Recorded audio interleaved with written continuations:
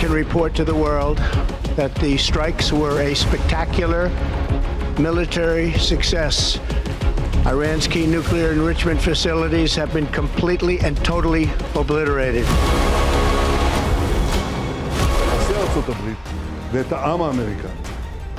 הנשיא טראמפ מנהיג בעוז את העולם החופשי. הוא ידיד ענק של ישראל, ידיד שלא היה כמותו. בשמי ובשם כל אזרחי ישראל, בשם העם היהודי כולו, אני מודה לו מעומק ליבי. در این عملیات برای نخستین بار از موشک بالستیک چند کلاهکی خیبرشکن از نسل سوم موشک‌های هوافضای سپاه پاسداران با بهره‌گیری از تاکتیک‌های جدید و غافلگیر کننده جهت اصابت دقیق‌تر، مخرب‌تر و مؤثرتر استفاده شد. We must act immediately and decisively to halt the fighting and return to serious, sustained negotiations on the Iran nuclear program. We need a credible, comprehensive and verifiable solution, one that restores trust, including with full access to inspectors of the IAEA as the United Nations technical authority in this field.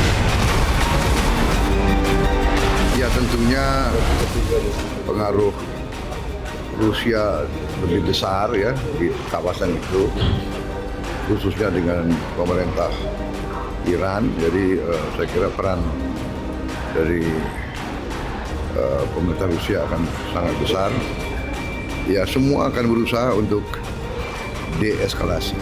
Semua kan kita ingin semua turunkan suhu, kita ingin cari penyelesaian yang damai untuk semua pihak.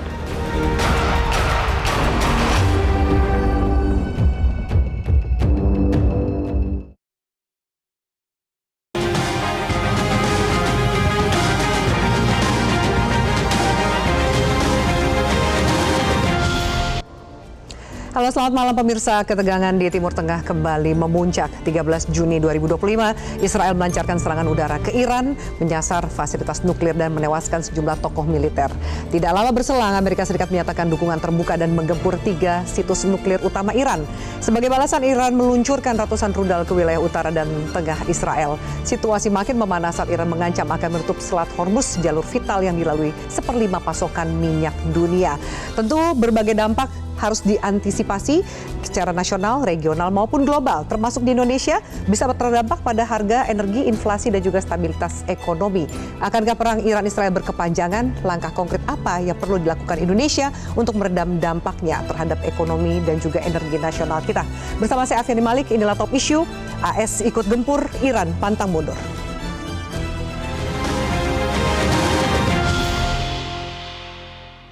Dan pemirsa sudah hadir di studio Metro TV, Duta Besar Republik Indonesia untuk Iran periode 2012-2016, sekaligus analis geopolitik dan hubungan internasional, Bapak Dian Wirangjurith. Pak Dian, selamat malam. Selamat malam, terima Mbak kasih Afi. Pak Dian sudah hadir. Terima kasih. Dan kemudian juga kami hadirkan pakar hubungan internasional dan kebijakan publik dari Sinergi Policies, Mbak Dina Praptora Harja. Mbak Dina, selamat malam. Selamat malam. Terima kasih sudah hadir. Dan melalui sambungan Zoom juga telah bergabung anggota Komisi 1 DPR RI, Pak Sukamta. Pak Sukamta, selamat malam. Selamat malam, Assalamualaikum warahmatullahi wabarakatuh. Waalaikumsalam. Terima kasih para narasumber sudah bergabung. Kita langsung saja membahas. Saya tentu ke Pak Dian terlebih dahulu. Pak Dian, dari pengalaman Bapak bertugas sebagai Duta Besar RI untuk Iran di tahun 2012 dan 2016, ada klaim dari Amerika yang mengatakan ini fasilitas nuklir yang membahayakan, mengancam. Sepengetahuan Bapak, apakah betul memang ada fasilitas nuklir yang mengancam yang diklaim seperti oleh Amerika Serikat? Yang fasilitas nuklir yang diklaim oleh Amerika dan sekutunya ada sejumlah, bukan hanya 1-2 tapi sekitar 7 yang selalu masuk dalam radar mereka. Dan itulah ketujuh fasilitas itulah yang dituntut untuk dibuka. Bisa dikunjungi oleh tenaga ahli yang disebutkan, tenaga ahli inspektur IAEA. Dari IAEA. Tapi sejarah menunjukkan Direktur Jenderal IAEA yang sebelumnya, yang berasal dari Jepang, Yukiya Amano, itu ternyata tidak melakukan perannya sebagaimana yang ditentukan oleh statuta IAEA. Karena dia memihak berat sebelah. Dan sudah terbukti bocornya dokumen oleh WikiLeaks yang menyatakan adanya komunikasi antara Duta Besar Amerika di Wina dan Dirjen IAEA Amano yang menyatakan bahwa Amano siap apa saja untuk Amerika. Nah, itu dibuktikan kemudian dalam kaitan inspeksi di lapangan. Inspektur dari IAEA itu sebagian besar dari Barat. Sebagian besar juga yang punya misi lain selain benar-benar melaksanakan tugasnya sebagai perwakilan IAEA untuk betul, inspeksi. sebagai inspektur. Karena apa yang dilaporkan tidak sesuai dengan apa yang kenyataannya. Kenyataannya dari sejak 2002 sampai 2025 ini, pernahkah ada yang melihat bom nuklirnya Iran? Tidak ada. Hanya katanya, hanya dugaan yang semua tidak bisa dibuktikan karena yang paling nyata memang Iran punya pengayaan uranium, Iran punya roket, kemampuan bikin roket, Iran punya warheadnya sudah siap, tapi belum pernah uji coba. Bagaimana sebuah bom atom bisa diluncurkan tanpa diuji coba dulu? Semua negara nuklir, 5 negara P5, 4 negara di luar Traktat NPT, semua memiliki senjata nuklir yang sudah diuji cobakan. Nah, buat saya pribadi, selama tugas di sana pun masalah ini tidak pernah bisa dibuktikan.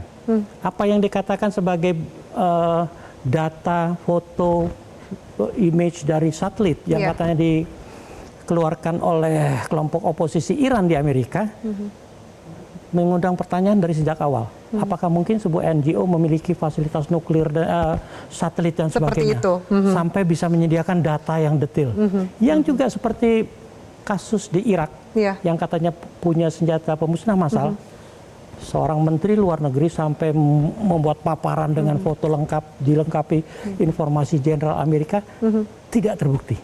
Nah, saya tidak tahu kalau sekarang dikatakan oleh PBB bahwa IAEA telah melaksanakan tugasnya, tugas yang mana? Karena kemudian dari 7 situs yang katakan dikehendaki untuk itu merembet. Seperti begini, kalau tempat A dicurigai, B dicurigai, tidak ada apa-apa, dia mencoba mengaitkannya dengan instalasi militer. Instalasi militer tidak ada di perjanjian mereka untuk diinspeksi. Seperti kita punya di Jogja, kita punya di Serpong, tapi yang mau diinspeksi instalasi militernya tentara katakan di Bandung. Kita pasti keberatan. Itu yang kerap kali menjadi hambatan untuk melakukan inspeksi yang objektif, dan Iran juga mau terbuka. Dengan klaim Amerika yang mengatakan menyerang 3 fasilitas nuklir, lalu propaganda yang disampaikan Israel dan Amerika bahwa ini mengancam, menjadi ancaman besar untuk regional maupun dunia, bagaimana tanggapan Anda? Bahwa instalasi nuklir itu memang ada, memang terbukti. Karena program nuklir bukan hal yang tabu. Semua negara boleh. Masalahnya, belajar dari pengalaman Irak misalnya, Irak itu punya reaktor nuklir yang dicurigai membuat senjata.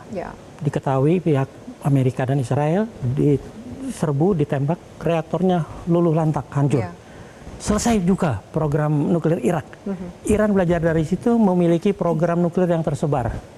Tersebarnya yang diduga penting ada 7, tapi di tempat lain masih ada lagi.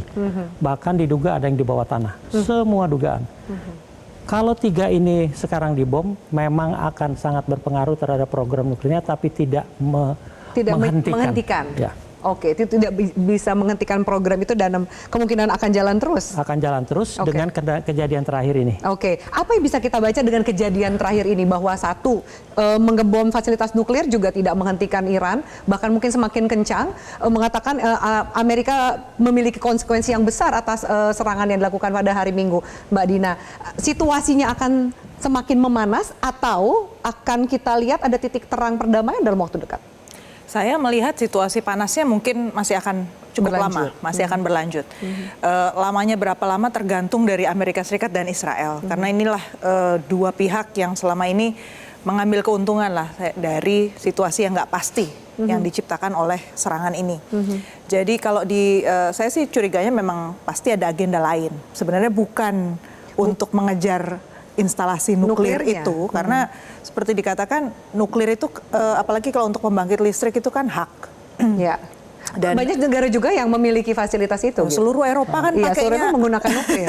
nuklir. Amerika juga punya banyak gitu Dan kan. Amerika memberlakukan kembali pembangunan pembangkitan tenaga nuklir. Jadi kalau dibilang nuklirnya sebenarnya arahnya bukan itu. Dan Arahnya kemana Mbak Dina? dengan dia berusaha membunuh misalnya para jenderal, Petinggi militer. itu kan berarti dia berusaha untuk mengurangi kekuatan dari militer Iran. Kemudian waktu itu dia menunjukkan bahwa drone-nya itu diserang langsung di dalam Iran. Dia mau menunjukkan bahwa ini intelijennya Israel sudah berhasil menyusup masuk. Pihak mereka lah ya. Ya, bahwa Iran tuh nggak sekuat yang kau bayangkan, gitulah ya. Dan satu yang lain yang terus dibunyikan itu adalah menurunkan rezim di Iran ya. Jadi menciptakan suasana yang tidak kondusif, kacau, bahkan disinformasi itu juga terjadi, supaya di Timur Tengah itu tidak ada kestabilan, ada rasa distrust yang tinggi, dan lagi-lagi disrupsi ekonomi akan menjadi makin meluas ya. Bukan hanya efeknya di kawasan, tapi di seluruh dunia. Kita tahu pada saat yang sama ini belum ada kelanjutan kan dari tarif yang digelontorkan oleh Trump. Belum ada negosiasi yang muncul sama sekali. Terus di saat yang sama 17 sampai 20 Juni harusnya kan terschedule pertemuan yang diinisiasi oleh Arab Saudi dan Prancis. Kita tahu Prancis kemarin datang ke Indonesia cerita mau bikin pertemuan untuk mengakui kedaulatan Palestina. Nah, itu yang juga mungkinan agenda yang berikutnya lagi kan, supaya itu nggak terjadi. Agenda itu sepertinya nggak bisa diharapkan berlanjut. Nggak bisa berlanjut kan, karena diikat dengan situasi yang seperti ini, nggak terjadi juga. Ada kemudian Iran, di belakang Iran ada Rusia, ada kemudian China. Mereka banyak pihak yang mengkaitkan ini dengan BRICS. Apakah ternyata perang ini juga mencoba untuk melumpuhkan dominasi yang coba dilakukan oleh BRICS sendiri, dedolarisasi dan lain-lain? Ini ternyata urusannya bukan perang, tapi urusannya lebih ke dagang gitu, Mbak Dina. BRICS itu masih bayi lah. Kalau kita lihat pola kerjasamanya di dalam BRICS, intinya itu kan berusaha untuk menciptakan independensi dari sistem multilateral di bidang ekonomi yang selama ini eksklusif sebenarnya, dan menciptakan sanksi yang berkepanjangan buat negara-negara tertentu yang dianggap sebagai ancaman buat kubu Barat, Amerika maupun sekutu-sekutunya.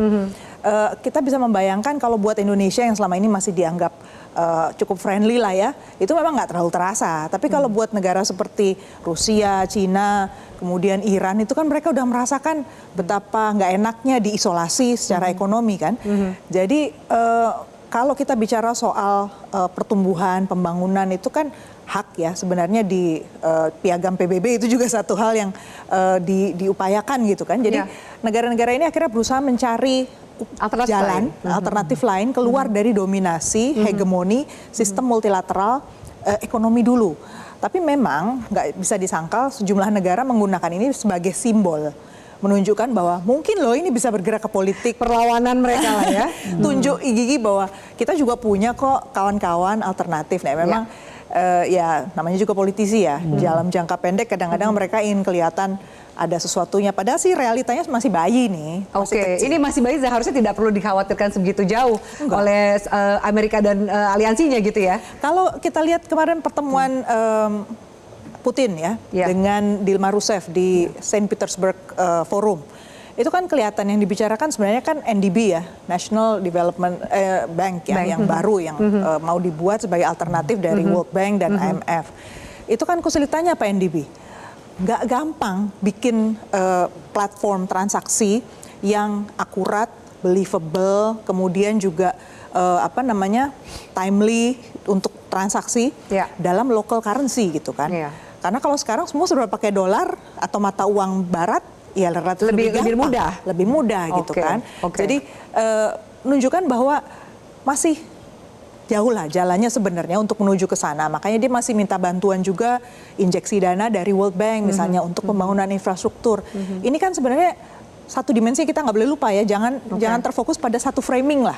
Kadang-kadang kita terbawa pada framing media tertentu sehingga kita lupa bahwa di belakang itu masih ada cerita yang lain. Baik. Balik lagi ke perang Iran, Amerika versus Israel. Sebelum saya ke Pak Sukamta, Pak Dian, jadi Iran ini kekuatannya sejauh mana? Berapa lama Iran mampu menahan serangan-serangan yang dilakukan oleh Israel dan Amerika? mengenai hal ini, mari kita lihat sama-sama kekuatan secara umum di Timur Tengah. Kalau bilang kekuatan Israel mungkin setara sama Iran. Tapi kita lihat pengalamannya, Israel menggempur Gaza habis-habisan. Bukan lawannya dia itu, menggempur Lebanon. Bukan lawannya Houthi di Yemen.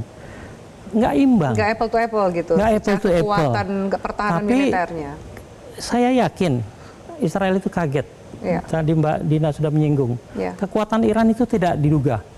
Ternyata ketika pertama kali dites, ketika rudalnya jatuh di juga dekat Isfahan, dibalas juga, hanya untuk mengetes apakah Iran mampu. Dipikir Iran hanya mampu seperti itu, melontarkan selesai.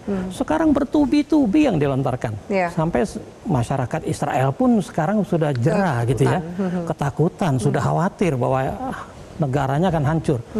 Israel relatif sekarang katakan berkurang intensitasnya.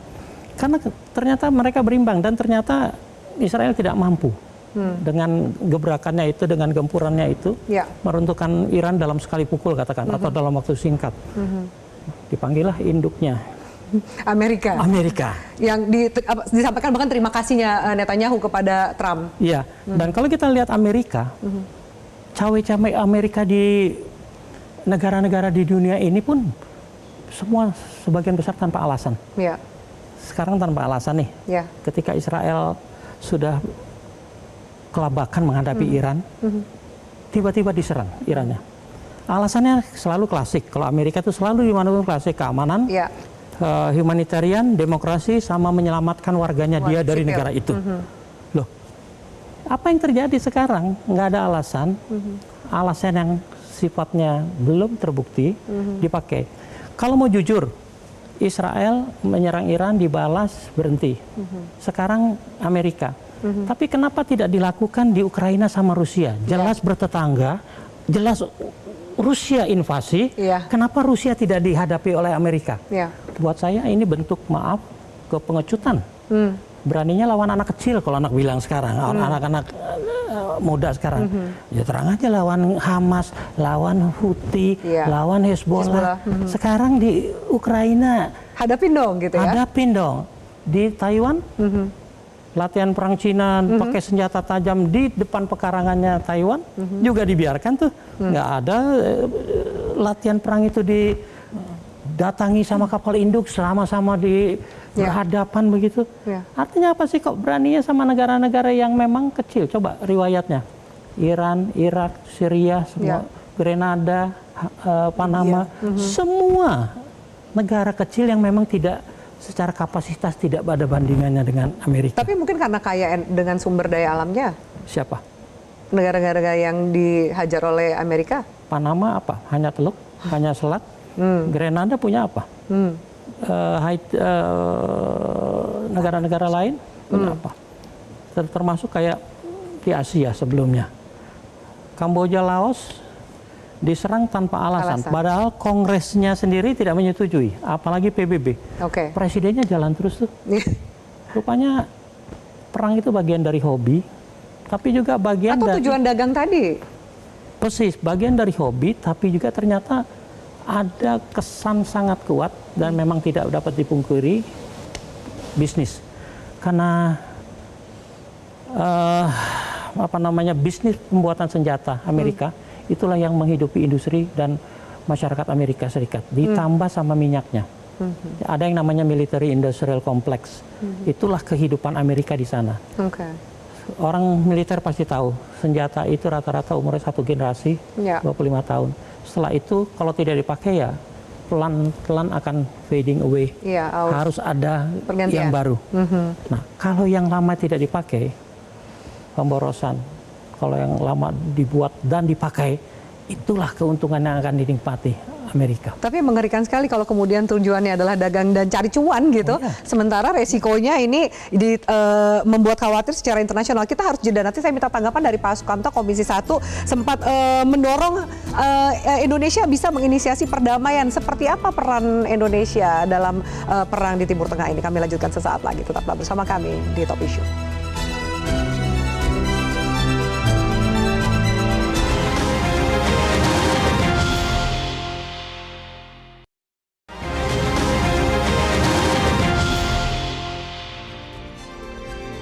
Ya, baik, saya akan menyapa kembali Pak Sukamta. Pak Sukamta, sejauh ini DPR terutama Komisi 1 menyatakan mengecam gitu ya serangan Amerika ke Iran, termasuk mendorong jalur diplomasi untuk perdamaian. Indonesia menggunakan jalur yang mana ini perdamaian yang coba didorong oleh teman-teman dari Komisi 1 ini, Pak? Sementara mungkin tadi Mbak Dina melihat kayaknya ini ketegangan dan situasi masih panas gitu. Ya, sebelum kita bicara tentang yang lebih teknis ya, memang kita harus memahami akar masalah ini bahwa ikutan serangan terhadap Iran ini kan bagian dari kelanjutan apa yang dilakukan Israel itu di Gaza yang nggak selesai-selesai. Netanyahu ini bicara soal nuklir Iran, dia bilang 3 minggu lagi Iran punya kemampuan membuat bom nuklir, itu pada tahun 2012. Terus diulang lagi 2018. Nah, tapi tidak pernah ada kenyataan kan. Nah, investigasi dari IAEA itu juga tidak membuktikan adanya senjata nuklir yang diproduksi oleh Iran, walaupun Iran selalu melakukan pengayaan. Nah, pertanyaannya kan, kenapa demikian? Netanyahu tahun 2003 itu bilang bahwa kalau Saddam Hussein bisa diturunkan, dunia akan damai. Kemudian Amerika masuk ke Irak. Dia bilang 2012 atau 2011, kalau Gaddafi bisa diturunkan, dunia akan lebih damai. Gitu. Nah, ini Amerika masuk Libya. Nah, dia ngomong tentang Iran sudah 2 kali, 3 kali. Amerika tidak turun tangan karena Amerika belajar dari Irak, belajar dari Libya. Masuknya ke sana itu membuat Amerika punya kerugian yang sangat besar dan membuat kerusakan di 2 negara itu yang sampai sekarang belum pulih. Nah, terus kenapa kok tiba-tiba Netanyahu nyerang sendiri? Nah, ini kan sebuah pertanyaan besar sebetulnya. Nah, ini tidak terlepas dari momen di mana ada 2 momen. Momen pertama adalah Netanyahu kehilangan muka di Gaza. Gaza itu sampai hari ini nggak selesai. Walaupun Israel berhasil membunuh sivilian yang sangat banyak, tiap hari ratusan dibunuhi karena antri makanan maupun blokade, tetapi di lapangan pasukan Israel itu hampir tiap hari puluhan yang mati karena gerilyawan Palestina. Nah, ini kerugian yang sangat besar yang membuat dia terdesak di dalam negeri. Belum lagi dia diadili karena tuduhan korupsi. Para oposan meminta dia mundur. Dan seterusnya. Sementara mitra-mitra sekutu Israel dari Eropa, Prancis, Inggris, bahkan Jerman mulai mengecam Netanyahu, bahkan akan membuat konferensi di Majelis Umum PBB yang mereka katakan akan mengakui Palestina merdeka. Nah, itu membuat Netanyahu sangat terdesak. Dan sisi yang lain, yang kedua adalah Amerika melakukan perundingan langsung dengan Iran soal nuklir. Nah, kalau ini ternyata Amerika dan Iran punya kompromi, itu Netanyahu tidak pasti akan kehilangan dukungan dan kehilangan muka. Nah, Netanyahu ini melakukan aksi untuk mensabotase tindakan mensabotase perundingan Amerika dengan Iran soal nuklir dan sekaligus mencari muka dari Eropa Barat yang harapannya dengan menyerang Iran alasan nuklir itu membuat negara-negara Eropa dan Amerika kembali mendukung Netanyahu gitu. Nah, sehingga selamatlah karir politiknya, selamatlah mukanya gitu. Nah, tapi selama ini selamatkah dari serangan Iran ini, Pak Sukamta?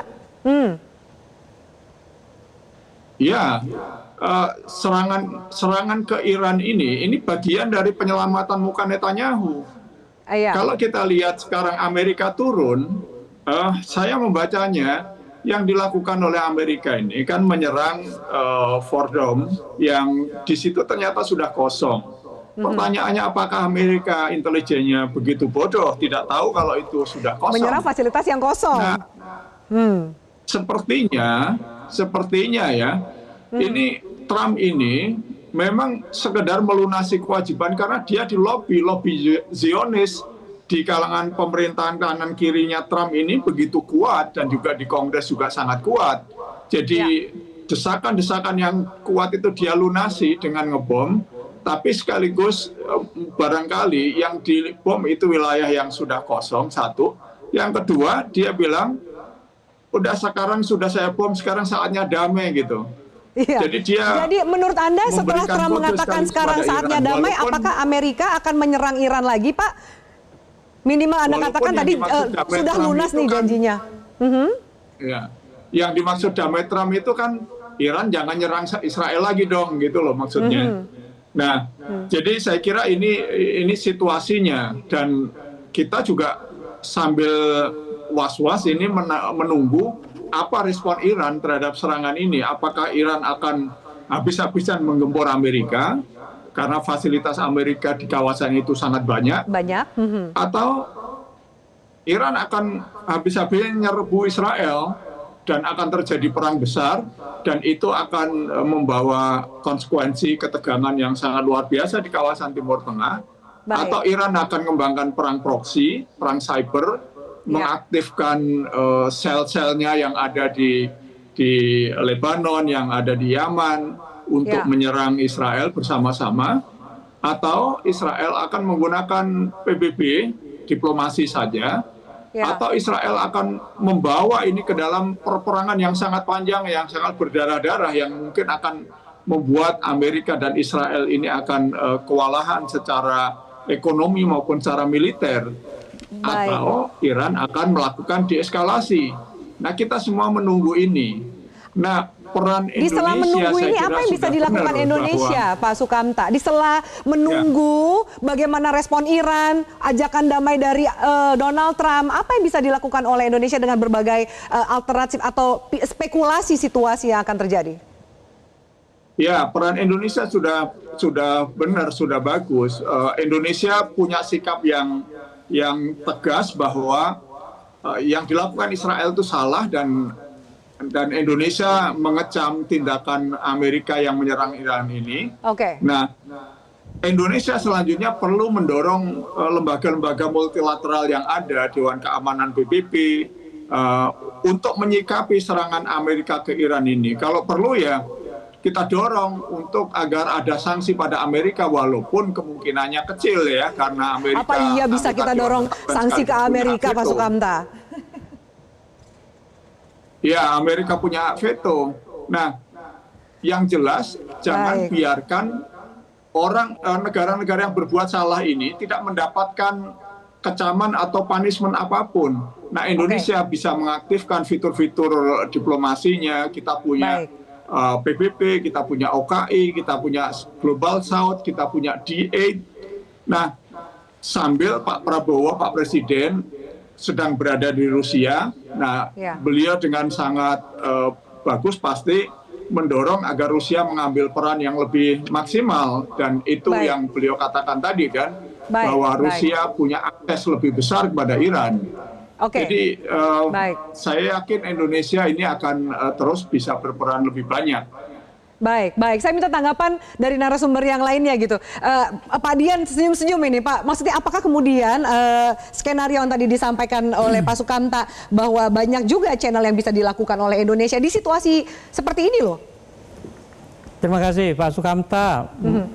Mohon maaf kalau kita mungkin agak sedikit berbeda nih Pak tinjauannya, karena saya lama di multilateral, lama di PBB, menangani PBB, jadi saya tahu mekanisme PBB pada prakteknya pasti akan lumpuh kalau menghadapi masalah Palestina atau masalah Timur Tengah, khususnya yang menyangkut Israel. Dan itu sudah terbukti berapa banyak veto yang dikeluarkan Amerika hanya untuk membatalkan resolusi yang intinya mengecam atau mengutuk Israel. Dan tidak bisa ditindaklanjuti akibatnya. Tapi kalau menyangkut peran Indonesia juga mohon maaf kalau saya punya pandangan lain, karena saya diplomat. Saya cuma berharap memang diplomasilah jalan terakhir untuk menciptakan perdamaian. Tapi apakah Indonesia bisa masuk di situ? Saya kira Indonesia tidak punya leverage yang cukup untuk cawe-cawe di daerah-daerah atau kawasan-kawasan konflik seperti Timur Tengah yang bisa dibilang hotspot tradisional ya, karena berpuluh tahun di sana jadi hotspot, seperti juga semenanjung Korea atau India Pakistan yang sekarang mulai ramai lagi. Kita tidak punya leverage. Buat saya leverage seperti kita anggota OKI, kita anggota non-blok, kita anggota macam-macam. Kita bukan anggota G8. Dan G8 sekarang sudah jadi kembali G7, G7, karena Rusia sudah tidak ada lagi di sana. Tapi maksudnya kita menyelesaikan masalah di dekat kita saja kita tidak mampu kok. Jadi kejauhan gitu maksudnya? Terlalu jauh dan masalahnya tidak menyangkut kepentingan langsung kita. Karena buat saya negara kawasan itu jauh lebih berperan. Hari pertama ketika Israel mulai menyerang, yang namanya Turki, Qatar, Mesir, Oman itu sudah bergerak untuk melaksanakan misi diplomasinya. Juga tersendat-sendat karena akhirnya Israel menyerang Iran, akhirnya Amerika menyerang Iran. Tidak mudah karena buat saya, maaf, tolong dilihat berapa kasus. Siapa yang bisa mengumpulkan faksi-faksi yang bertentangan di Palestina? Cina. Apakah dia Muslim? Bukan. Apakah dia Oki? Jelas bukan. Siapakah yang bisa mendamaikan Arab Saudi dan Iran? Cina lagi. Padahal dua-duanya katanya negara Islam, dua-duanya sahabat Indonesia. Kita di Oki, kita di sama-sama negara Muslim, kita tidak mampu. Karena apa? Karena tidak punya leverage. Leverage-nya itu apa? Dalam politik begini, menurut saya harus ada bargaining, ada gium. Politik itu adalah bukanlah definisi. Politik adalah who gets what, when, and how. Dapat apa saya dari kamu? Palestina akan bertanya kepada kita, dapat apa? Cina atau Arab bertanya kepada kita, kamu mau menjadi penengah, dapat apa?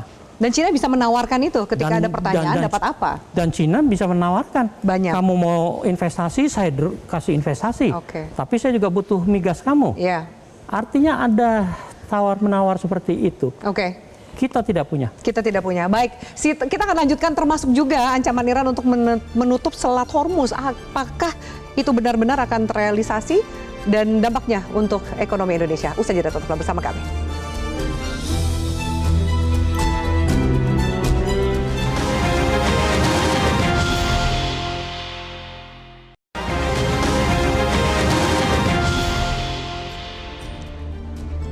Ya baik, pemirsa, kita lanjutkan.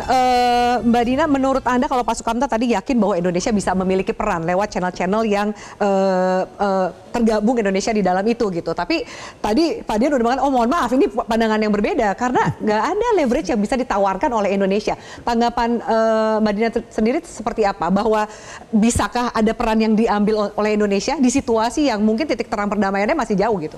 Jadi saya ambil dari angle, tadi kan Bapak di sisi tawar-menawarnya ya, negosiasinya ya.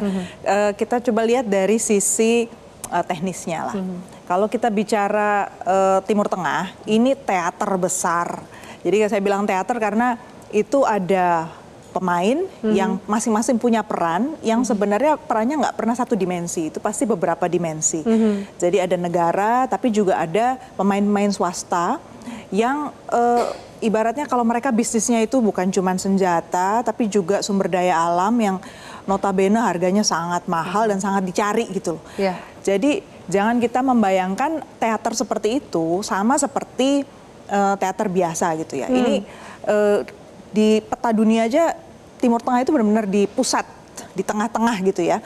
Dan kita tahu Selat Hormuz misalnya itu bukan main-main. Kenapa sampai itu jadi satu titik yang krusial gitu ya? Krusial dibicarakan banyak orang gitu ya. Jadi nggak mungkin apa yang ada di media massa itu akan menjadi perhatian utama dari para politisi yang benar-benar tahu lah mafhum situasinya di sana. Jadi Indonesia boleh bilang apapun, saya kira perlu apa ya, tahulah ya politik luar negeri itu penting untuk tampil gitu, kita punya peranan, tapi kita nggak bisa romantisme dan kita juga harus tahu mekanisme negara-negara Timur Tengah itu dalam berhubungan satu sama lain seperti apa. Kita tahu misalnya udah gaul di OIC, udah gaul di GCC misalnya Gulf Cooperation Country, negara-negara Teluk, kemarin udah kita ajak ke ASEAN. Udah tahu dong harusnya kesulitan kita kalau mau ngomong sampai konkret itu apa dengan negara-negara Teluk. Jadi kita nggak bisa cuma narasi, nggak bisa cuma retorik. Jadi kita harus benar-benar jalan belakangnya itu harus kita kuasai. Intelijen kita jalan, which is kalau di Kemlu Direktorat Timur Tengah bukan yang menjadi utama. Kalau saya lihat ini kan aneh ya, kalau Timur Tengah memang kita signifikan, Palestina menjadi yang paling kuat. Mohon maaf ya, di kementerian kita bahkan nggak ada yang secara spesifik rutin memantau situasi di Palestina. Kemudian dalam situasi sekarang apakah kita punya divisi yang benar-benar memantau situasi yang makin panas di teater Timur Tengah? Enggak juga. Jadi di level teknis menurut saya itu dulu deh, dikonkretin dulu, baru kita bicara yang lain-lain. Saya kasih contoh nyata boleh nggak sedikit aja? Di Kemlu itu memang rancu ya. Masalah Iran itu ditangani oleh Direktorat Timur Tengah atau mana? Di sebagian besar negara yang namanya Timur Tengah itu mulai dari Maroko sana sampai ke Iran. Kalau Afghanistan, Pakistan itu masuk Asia Tengah.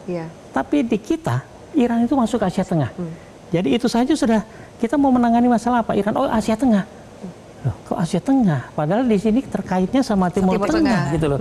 Ya, yang menguasai Asia Tengah nggak nyambung gitu loh sama masalah yang dihadapi Iran dalam konteks kawasan regional Timur Tengah gitu loh. Kalau kemudian Selat Hormuz yang tadi kita bilang bahwa itu krusial gitu dan Iran mengatakan akan menutup itu gitu. Apakah itu bluffingnya Iran atau benar-benar bisa dilakukan oleh Iran? Mengingat bahwa mungkin sekitar 1/5 jalur distribusi minyak ada melewati Selat Hormuz itu. Kalau kita bilang masing-masing akan menggunakan weaponnya dia ya, weapon itu kartunya gitu, kartu trufnya masing-masing. Bukan mustahil, karena lagi-lagi kuncinya itu ada di tangannya si Israel sama Amerika. Kalau dia makin belligerent, makin aneh-aneh gitu ya, makin ngawur gitu dalam menuduh dan lain-lain, bukan mustahil Iran akan, karena dia udah benar-benar tersudut. Dan ini Iran nekat juga nih ya, bisa nekat juga gitu. Karena dia sejak ditinggalkan oleh Trump jilid 1, udah bikin JCPOA kan, udah bikin kesepakatan P5 tanda tangan sepakat bahwa udah ya boleh ya, dan memang di Iran nggak ada yang mengancam dan lain-lain. Kan tiba-tiba si Trump tanpa alasan apapun bye gitu ya, saya bye-bye gitu. Nah sekarang tiba-tiba dia pikir bisa langsung otomatis lah deal berdua doang balik lagi gitu kan. Sementara negara-negara Eropa masih, sekarang kalau kita lihat reaksinya Eropa, saya juga masih mikir-mikir nih, ini kok arahnya semakin menyudutkan Iran. Kemudian saya ngobrol sama teman-teman dari Amerika yang kubunya itu Demokrat, mereka juga menyudutkan Iran. Berarti siapa yang mau mengerti posisinya Iran? Jadi Iran bisa dong menggunakan segala macam cara yang dia punya untuk menunjukkan bahwa pihak yang menyudutkan dia itu yang akan sangat rugi, karena sebenarnya posisi ketergantungan antar negara itu sekarang sudah sangat kuat. Jadi kalau mau ambil semena-mena jalan yang sifatnya unilateral, justru akan habis. Oh nanti dulu gitu. Kalau melihat karakter dari Iran gitu Pak, terutama ketika situasi perang, apakah Pak Dia juga setuju sama Mbak Dina ketika dikatakan bahwa ini kayaknya mereka nggak punya pilihan tersudut dan akan menggunakan senjata apapun minimal untuk memenangkan peran ini dan menghabisi Israel? Saya sepakat sekali. Karena Iran dalam kaitan menghadapi Amerika yang tidak mungkin ditaklukkan dari segi apapun, Iran kalah, senjata, segala kemampuannya. Jalan terakhir harus dipakai. Nah, jalan terakhir itu adalah yang paling gampang menutup Selat Hormuz. Yang tadi ada yang bilang 20%, ada yang bilang 25%. Itu lebarnya paling dekat itu cuma 30 km kok. Itu senjata biasa pun bisa mengancam itu. Apalagi ya, perang skala yang seperti ini. Perang tahun 73 Yom Kippur di Israel yang jauh dari mana-mana. Bisa mempengaruhi harga minyak sampai dari $3 sampai $12. Nah sekarang yang perangnya di tempat itu gitu loh, di tempat minyaknya. Apa tidak riskan kalau? Dan Iran selama ini sudah tidak boleh mengekspor, disanksi walaupun secara di pasar gelap mereka mampu menjualnya. Tapi artinya itulah senjata dia. Suka atau tidak suka sebagian besar negara dunia, walaupun sekarang udah teknologi katanya energi terbarukan, migas tetap akan menjadi bahan utama berapa puluh tahun ke depan. Dan kartu itu dipegang Iran sangat baik hari ini. Dan itu juga yang kalau kaitin lagi tadi dengan posisi Indonesia ya, harus dipikirin sebenarnya Indonesia tuh punya jalan keluar apa ketika itu benar-benar ditutup. Walaupun cuma berapa hari ya Pak ya, seandainya pun nggak usah jangka panjang lah, berapa hari ditutup, itu udah efeknya pasti luar biasa, harga minyak akan melonjak jauh dari asumsi APBN kita. itu dululah apa yang mau dikerjakan oleh DPR dan oleh Presiden. Nah betul, itu pertanyaan yang nyambung ke Pak Sukamta. Apa yang kemudian bisa diawasi lebih jauh, didorong oleh DPR, Pak, ketika kemudian ternyata Selat Hormuz benar ditutup, bahkan estimasinya sekarang sudah beredar bahwa ini angkanya bisa sampai 120 sampai 130 per barel. Ini akan jelas mempengaruhi APBN Indonesia. Ekonomi Indonesia juga menjadi pertaruhan. Ya, yang saya sampaikan itu harapan masyarakat Indonesia pada pemerintah sebetulnya. Kita berharap pemerintah ini doing something right, something correct. Nah, dalam konteks diplomasi memang keterbatasan diplomasi kita di masa lalu udah diuraikan tadi. Kita berharap memang ada pembenahan dan sekaligus ini tantangan yang sangat luar biasa dan nyata gitu loh di bidang diplomasi. Peluang ditutupnya Selat Hormuz ini juga perlu diantisipasi. Jadi kita kalau yang sekarang bisa dilakukan secara konkret karena konfliknya memang jauh dari kita, ya pertama pasti penyelamatan WNI, ya WNI yang ada di Iran, WNI yang masih di wilayah Palestina yang diduduki Israel atau di kawasan yang terdampak yang sangat dekat dengan wilayah konflik seperti Kuwait, UAE, Qatar dan seterusnya, mungkin harus ada persiapan untuk evakuasi. Yang berikutnya tentu kalau in case Selat Hormuz betul-betul ditutup, tentu Indonesia akan sangat terpengaruh karena kita punya impor minyak maupun gas dari Qatar dan Saudi. Itu kebanyakan lewat jalur Selat Hormuz ini. Nah, kalau ini ditutup pasti ya kita terdampak sangat kuat. Besar. Dan belum lagi soal kenaikan harga minyak yang boleh jadi bisa melampaui $100. Nah, tentu ini perlu diantisipasi oleh pemerintah kita. Dan harapan kita di anggaran 2025 ini kan masih panjang nih Pak, masih bulan Juli, masih separuh tahun. Nah, masih panjang, mudah-mudahan kalau ini terjadi pasti akan terjadi kenaikan defisit, terjadi kenaikan inflasi dan peluangnya ada penurunan pertumbuhan ekonomi. Nah, tentu ini menuntut satu langkah-langkah cerdas dari pemerintah untuk melakukan antisipasi jauh-jauh hari. Tidak perlu nunggu Selat Hormuz betul-betul ditutup, ya karena kalau ditutup baru mau antisipasi pasti kita akan terlambat. Oke, baik. Apakah ada jalur alternatif di luar Selat Hormuz untuk minimal menjaga ketahanan energi kita? Usai jeda, tetaplah bersama kami.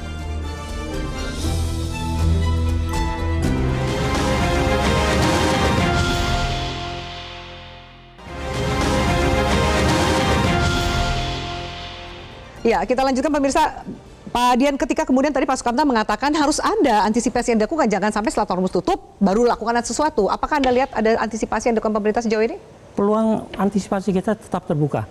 Artinya sumber-sumber minyak masih ada di beberapa tempat, terutama misalnya Rusia melalui Vladivostok atau dari negara di sebelah Iran, karena banyak sudah mengalihkan ke Afghanistan, pelabuhan-pelabuhannya sudah mulai dibangun menjadi tempat-tempat untuk penyalur minyak keluar dari Iran. Itu bisa diantisipasi. Mudah-mudahan prioritas seperti itu menjadi perhatian penuh dari pemerintah. Bukan hanya menghadapi masalah dalam negeri yang berlarut-larut, tapi tidak menyentuh esensi dari krisis di Timur Tengah. Yang terjadi, Mbak Dina. Efisiensi anggaran ini udah bikin ekonomi kita melambat di hampir semua provinsi ya. Bahkan deflasi itu udah terjadi di 2/3 provinsi di Indonesia. Deflasi itu udah menyebabkan harga udah murah pun orang tetap nggak mau spending kan. Artinya kita harus memikirkan sektor real di Indonesia. Bayangkan kalau sampai harga minyak itu berkali-kali lipat, ini bisa berhenti kan produksi. Siapa yang mau beli, siapa yang mau ini. Jadi tolonglah pemerintah harus segera ambil langkah supaya kita tetap bisa produksi. Menjaga stabilitas ekonomi dari menjaga bagaimana produksi dan juga daya beli bisa dijaga. Terakhir, Pak Sukamta silakan. Ya, kami berharap pemerintah prioritaskan penyelamatan WNI. Bagaimanapun juga itu tugas konstitusional dan harapan kita tidak ada WNI yang menjadi korban. Yang kedua, ini pemerintah mudah-mudahan segera ada contingency plan untuk penyelamatan APBN kita. Oke, baik. Terima kasih banyak para narasumber, Pak Sukamta, Mbak Dina, Pak Dian. Kita harapkan memang ada antisipasi yang langsung bisa diinformasikan kepada publik. Karena langkah cepat, kebijakan tepat, dan diplomasi yang berpihak pada kepentingan nasional itu yang perlu kita dengar. Terima kasih banyak, selamat malam. Dan pemirsa, terima kasih banyak atas atensi Anda. Kita jumpa pekan depan. Selamat malam, sampai jumpa.